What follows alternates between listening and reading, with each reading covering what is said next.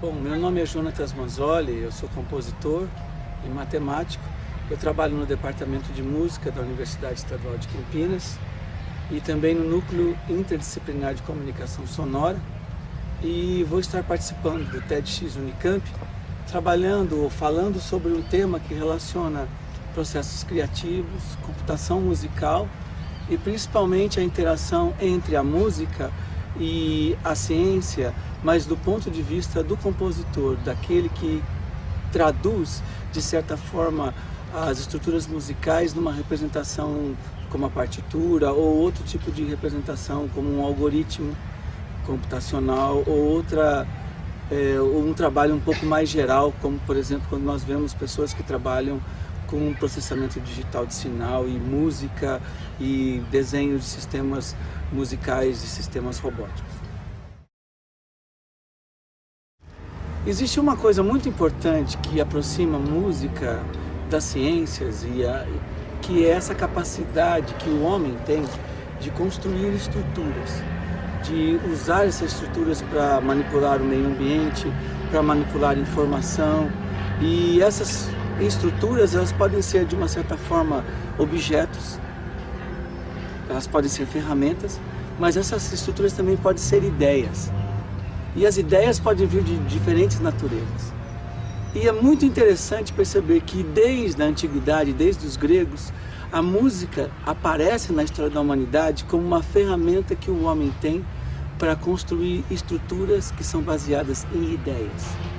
São estruturas imateriais. A música carrega dentro de si dois aspectos importantes do que é mais importante para o homem, que é a sua habilidade de se expressar emocionalmente e de forma abstrata, e ao mesmo tempo a sua capacidade de construir e utilizar essas ferramentas que ele constrói. Coisas também que estão relacionadas com a ciência, claro. Mas parece que na música existe uma relação muito importante, que essas estruturas que são imaginadas, que são criadas, elas se materializam de uma forma indireta, pois uma partitura não é um objeto físico em si, apesar de ela ter uma representação visual ou gráfica. A partitura é um mecanismo de mediação, um mecanismo de comunicação de uma ideia que existiu em outro lugar no espaço e no tempo e está presente agora nesse objeto que talvez tenha sido imaginado há 400 anos, 500 anos antes do executante. Então, essa possibilidade de transportar o tempo e o espaço através da ideia preservada na estrutura da composição é uma das coisas mais importantes que a música carrega dentro da nossa cultura, da cultura ocidental, que tem um elemento de mediação que é a partitura. Por outro lado, há outras culturas que não têm a partitura como mediação, mas têm na música um trajeto que está dentro da história oral, com tradições que perpassam séculos. É muito interessante isso, porque a música, ela carrega essa capacidade de representar um código que é imaterial e ao mesmo tempo ele é, de uma certa forma, projetável. Ele é, de uma certa forma, imaginável e posteriormente também controlável por algum tipo de linguagem. Seja essa linguagem uma linguagem física ou gestual, que é a interpretação do compositor através do intérprete, mas também hoje, nos nossos dias, a interação que nós temos da música com a computação ou com a tecnologia. Essa questão da possibilidade de transportar o tempo e o espaço e manipular o tempo e o espaço na música através de diferentes artefatos, sejam eles a partitura tradicional que está conosco há mais de 400 anos, desde da transformação do canto gregoriano dos neumas até a nossa notação tradicional, até hoje o código, o algoritmo do computador que representa de certa forma também estruturas musicais, ela passa por uma transformação muito importante no século XX, que é alvo da minha especulação no TEDx. Essa possibilidade é a possibilidade de representar o próprio processo criativo através de um algoritmo.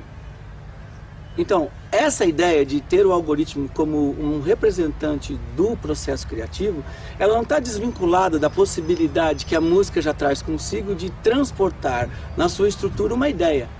A música sempre foi isso, a música sempre teve dentro dela uma ideia, seja ela qual for. Por outro lado, com a tecnologia, nós podemos transportar essa ideia para um outro elemento imaterial, que é o código do computador, e ao fazermos esse transporte, nós podemos reinterpretar isso. Nós podemos conectar essas estruturas com outras hiperestruturas, que podem ser estruturas visuais, as próprias estruturas gestuais do movimento humano, até estruturas do pensamento. Ou seja, a gente pode hoje articular a interpretação musical com interfaces que nem usam mais o movimento do corpo, usam só ondas cerebrais. Então essa possibilidade leva a uma gama muito grande de especulação e também de interação entre música, ideias e principalmente emoção. Essa coisa da música ser capaz de representar as nossas ideias também nos leva a imaginar a música num contexto de estar relacionado diretamente com as nossas emoções. Porque não há como desvincular a capacidade de representar estruturas abstratas com uma das estruturas de mais alto nível que nós temos e nós controlamos ou não controlamos, consciente ou inconscientemente, que são as nossas próprias emoções. Hoje, com a possibilidade da interação com os métodos computacionais e com a tecnologia, nós podemos estudar essas interrelações através do estudo da cognição musical e também relacionar isso de forma criativa, o que nos parece muito interessante, que nos coloca de novo num processo primitivo de executar a estrutura e também de criarmos um instrumento. Da mesma forma que um luthier há 400 anos estava construindo um instrumento, quer dizer, um instrumento da música ocidental, mas a ideia de construir um instrumento vai muito mais atrás, ela é da idade da pedra, a ideia é muito mais primitiva. Mas de qualquer forma, esse instrumento viabilizando um código que era transformado numa informação sonora, e essa informação sonora num objeto musical. O que é interessante hoje é que nós podemos construir o instrumento e o processo composicional no mesmo objeto, no mesmo código.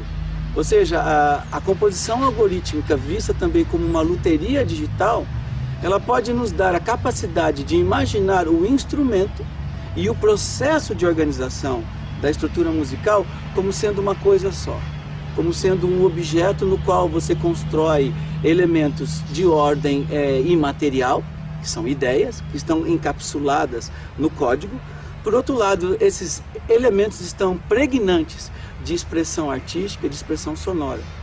E existe então uma interação, uma simbiose muito interessante entre a estrutura, que é imaginada pelo compositor que está construindo o instrumento, e a execução, que está muito próxima da estrutura. E o tempo, que é alvo de especulação na música há 400 anos, passa a ter um outro tipo de colapso.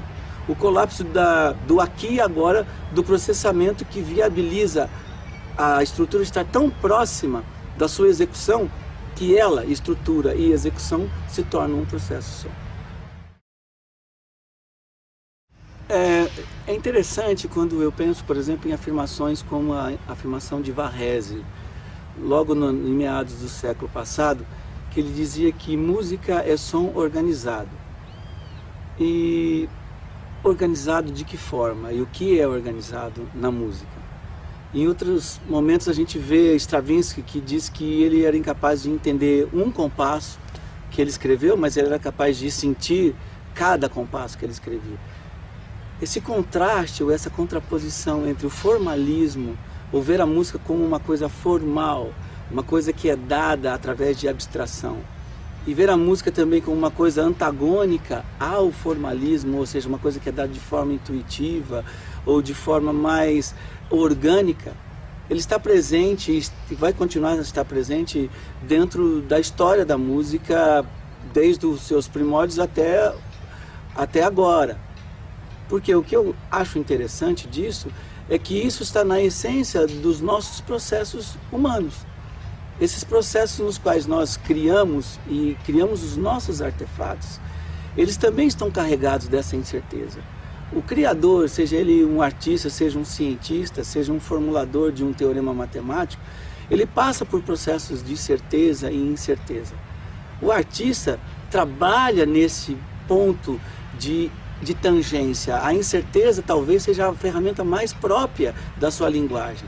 É com esse jogo, é oferecendo a incerteza para o ouvinte e confirmando ou não essa incerteza, ou manipulando essa incerteza, que ele obtém um momento mais primordial de expressão da sua própria estrutura, daquilo que é mais formal na sua própria obra.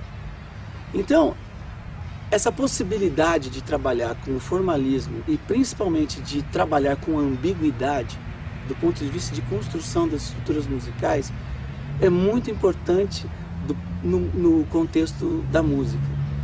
E esse jogo de ambiguidades, esse jogo de construções de estruturas ambíguas e a interação com isto através do código musical é muito interessante quando nós colocamos isso frente à possibilidade de controlarmos essa estrutura com mecanismos como interfaces gestuais, no qual a gente transfere parte dessa ambiguidade para o gesto humano, para a interação com o movimento. E esse movimento pode extrapolar de uma forma expandida, não somente o movimento relacionado com o instrumento musical, mas ele pode ir na direção do próprio movimento do corpo. O corpo livre no espaço sendo um instrumento de controle, um instrumento de execução da música. Então você afasta a música da ação direta do gesto instrumental e aproxima a música através da própria ambiguidade do corpo daquilo que é mais interessante na música, que é a manipulação da ambiguidade como sua forma de expressão.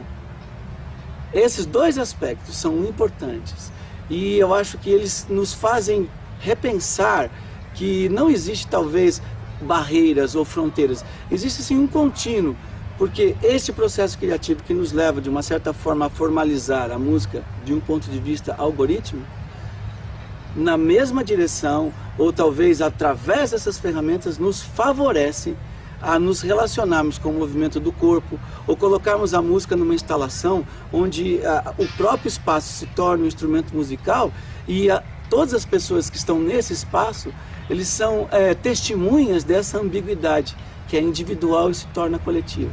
Então, essa possibilidade de transmitir o ambíguo e, através do ambíguo, buscar o formal e interagir nesses dois níveis, é muito importante para a música. E eu acredito que nela reside um interesse muito relevante para aquilo que a gente vai tentar passar para vocês no TEDx Unicamp.